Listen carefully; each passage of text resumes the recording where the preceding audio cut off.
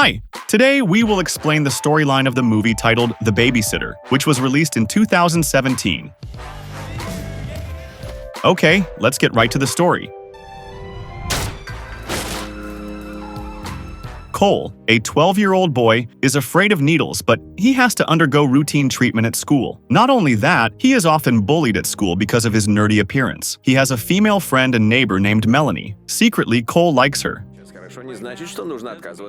Time seems to slow down when he feels attracted to someone, but their conversation is interrupted because Melanie's father has come to pick her up. Melanie's father is a widower who bought his dream car after divorcing his ex-wife to make her jealous. Unlike other children his age, who can usually go home alone or take the bus, Cole walks home. At school, he has a sworn enemy named Jeremy, who, along with his friends, often bullies Cole. On the way home, Jeremy stops Cole, but suddenly an adult woman approaches them. Not only that, she also deflates Jeremy's bike tire and scolds him. It turns out the woman is named B, Cole's nanny. Though Cole is too old to need a nanny, B's appearance makes his friends jealous. Cole's parents paid B to pick him up and accompany him while they were away. The next night, B would stay at Cole's house because his parents had to go on a vacation to a hotel. B thought it was a good idea because they could go out and have fun together. After school, Cole looked for his mother, who was cleaning the basement filled with spider webs. Cole suggests that his mother get rid of the spiders, but she says that they will eventually die and be eaten by insects. Cole asks his mother if she is a coward, but she simply says that he is at an age where everything can scare him, but assures him that he will grow out of it. Cole's father also tried to teach him how to drive at an early age, but Cole was still afraid to drive and only dared to start the car. However, his father did not force him. Cole's parents were quite protective of him at home, including forbidding him from using a knife to fix his toy car.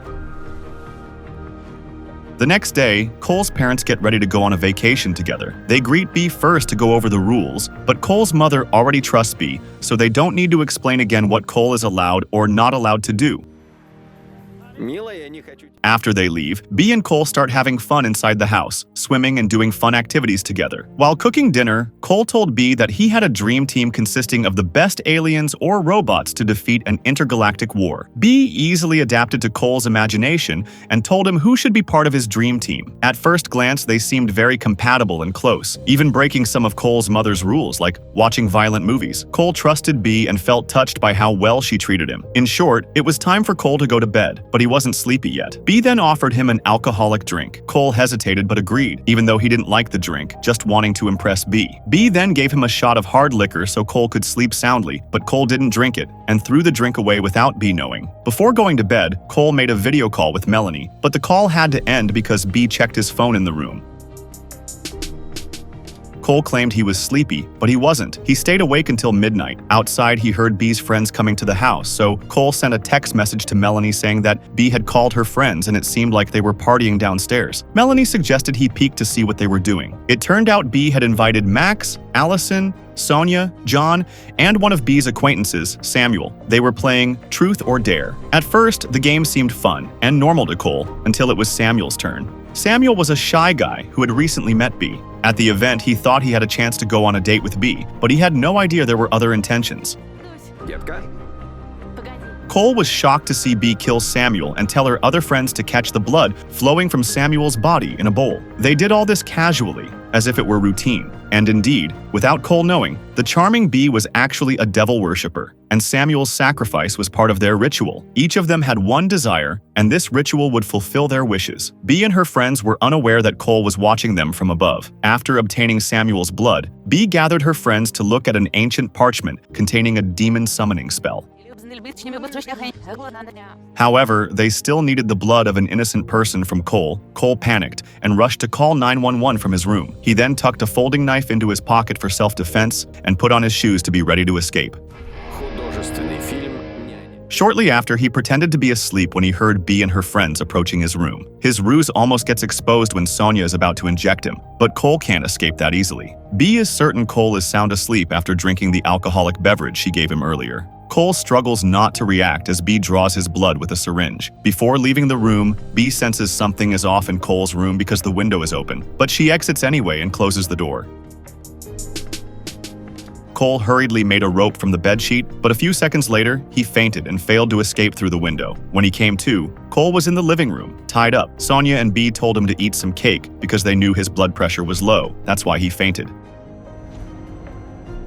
After being forced to eat, Cole tried to stall for time by chatting with B. B said she didn't go down immediately after taking Cole's blood. She was in front of Cole's room because she heard something fall. However, when she entered Cole's room, Cole was tying the bedsheet and then fainted. B finally admitted that she intentionally wanted to give Cole alcohol so he would stay asleep for 8 hours and not witness her actions. Meanwhile, Cole secretly pulled out his folding knife to cut the rope, but unfortunately, his actions were quickly discovered because there was a mirror behind him. Cole demanded an explanation from B about why she took his blood, and B admitted it was for research, and Cole had misunderstood. Cole said B could have asked nicely, but B claimed Cole was afraid of needles, so she didn't want to ask nicely. Suddenly, a police car arrived at Cole's house, causing everyone to panic. However, they quickly attacked the 2 police officers who had rushed inside. In an instant, the visit was marred by bloodshed. Meanwhile, the police station headquarters requested a report from the scene via radio, and Cole was the only one who knew the police codes. Max eventually disguised himself as a police officer and provided a false report using the codes Cole had given him. After the situation was over, Allison, who had been shot in the chest, regained consciousness. She panicked and demanded to be taken to the hospital. They had a misunderstanding, which allowed Cole to escape. However, B and her friends quickly chased after Cole. John was the first to chase Cole upstairs, but he slipped and fell to his death. While everyone was distracted by John's tragedy, Cole escaped through his bedroom window. Max almost caught him, but Cole jumped out, ran to the backyard, and tried to hide in the gardening tool shed to evade Max's pursuit. In the shed, Cole quickly thinks of a plan to protect himself. He finds fireworks and a lighter. He opens the ventilation window and waits for the right moment to escape. Just then, he sees a large spider. Cole hides behind a cloth and waits until it's safe. Shortly after, Sonia crawled in from the yard to the shed. At that moment, Cole saw the spider's shadow behind the cloth, but he didn't react immediately because Sonia was right in front of him. He heard Sonia almost leave the area, but she came back, so he threw the fireworks at Sonia but missed. He hurriedly fled and locked Sonia behind the shed. When Sonia approached, Cole quickly lit the gas spray, which exploded upon contact with the firework, resulting in Sonia's death. However, Max was already waiting for him. He admired Cole's bravery for successfully killing Sonia. Cole then rushed to attack Max using the technique B had taught him, but Max was too strong and unaffected. He was about to finish Cole off, but Jeremy diverted his attention as usual by throwing an egg at Cole's house. This made Max feel sorry for Cole and told him to retaliate against Jeremy, releasing Cole so he could attack Jeremy. Pretending to be brave, Cole approached Jeremy and threatened to attack him, but this was just a trick to deceive Max. He did it on purpose so that Jeremy could help him, who was in danger. Unfortunately, Jeremy couldn't be trusted. When Cole was completely trusting, Jeremy cracked the egg on his head and left. Max helped him stand up and return to their previous mission, chasing Cole. Here, Cole quickly realized he was still in danger and rushed to the treehouse. Max tries to scare Cole from under the tree, quietly climbing through the rope behind Cole. Luckily, fortune is still on Cole's side. Max slips on the collapsing wooden bridge and dies instantly, entangled in the rope. Immediately after Max's death, B fires her gun at Cole, who suddenly runs toward Melanie's house, which happens to be open. B saw where Cole was running and approached Melanie's house, which had been left unlocked. They both hurried to find a hiding place and moved silently. While B was searching another room, Cole and Melanie rushed into the bathroom. He told Melanie to hide while he took care of things alone. Melanie felt sympathy for Cole and kissed him before they parted. She promised to call the police while Cole returned home.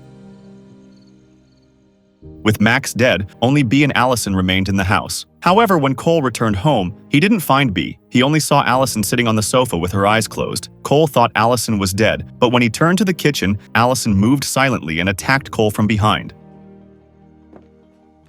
Cole countered Allison's attack by hitting her chest, which had been shot. For a moment, Allison was off guard, but Cole quickly got up and looked for a knife to attack Allison. Unfortunately, Allison got the kitchen knife first, while Cole only found a lighter.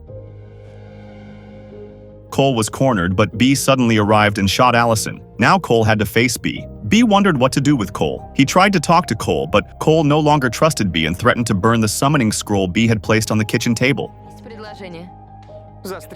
Not wanting to lose her precious item, B decided to talk to Cole, asking what he wanted to know from her. Cole finally asks why B took his blood. B explains that she needs to mix the blood of a sacrificial person, Samuel, with the blood of an innocent person. She must then read the spell in the book while pouring the blood over it. After that, B can ask for anything she desires. She also shares that she used to be a coward and nobody, but now she is strong and confident. Hearing B's explanation, Cole realized that B had been approaching him only to take advantage of him, but B tried to convince Cole that she had no such intentions. She claimed she had chosen to protect Cole and kill Allison, but Cole wasn't fooled by B's sweet talk. He had overheard B and her friends discussing that he wasn't the first victim, and that B would continue hunting for more victims like him. Finally, B couldn't deny it anymore, but she had a plan to keep them together. B said they could tell the police they were attacked. Then she tried to seduce Cole to come with her. For a moment, Cole seemed interested, but he kept burning the book until B screamed hysterically. After that, Cole ran into Melanie's father's car, parked by the roadside. Though he couldn't drive, Cole recklessly pressed the gas pedal toward his house.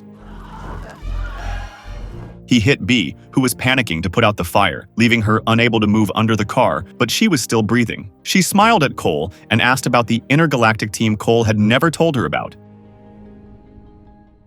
Before B took her last breath, Cole confessed that he loved her, that he didn't care about what she had done to him, but he couldn't let her continue her crimes. They said goodbye to each other. Shortly after, the police and firefighters arrived at Cole's house. Melanie's father went into a rage upon seeing his car wrecked by Cole. This caught the attention of Jeremy and his friends, who now admired Cole's bravery. Cole's parents also returned home and were relieved their son wasn't hurt. Here, Cole said he no longer needed a guardian.